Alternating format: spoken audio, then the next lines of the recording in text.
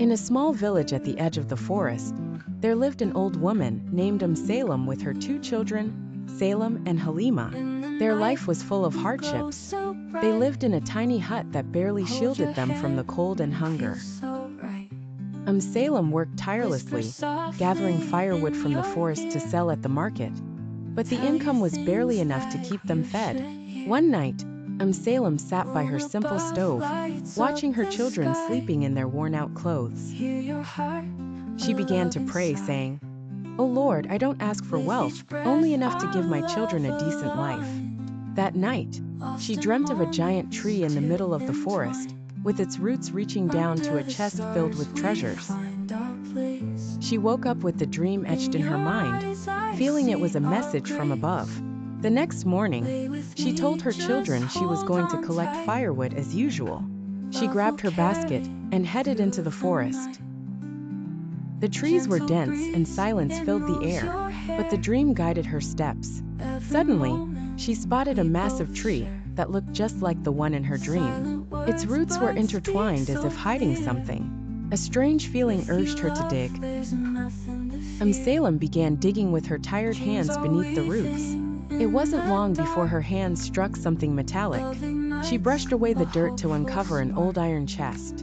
With trembling hands, she opened it to find gold, jewelry, and gemstones shining like the sun.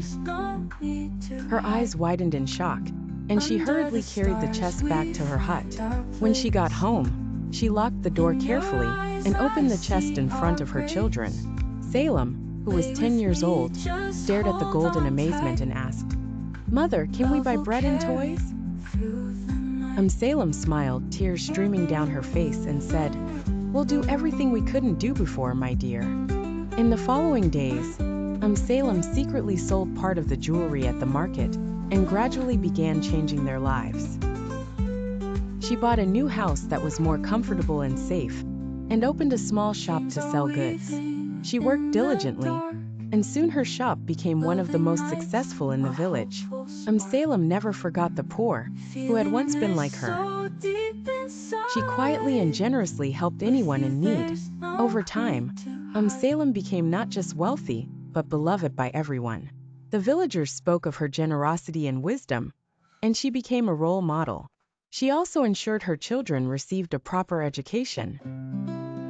Salem became a doctor who helped people, while Halima became a teacher who inspired hope in children's hearts. One day, Salem sat in the garden of her large house, watching children laugh and play near the small school she had built for the poor. She felt content and said to herself, "The real treasure wasn't the gold but the love and ability God gave me to help others." Salem lived a life full of fulfillment and left a lasting impact on her village and the hearts of its people. Her story became a tale told to anyone who thought dreams were impossible.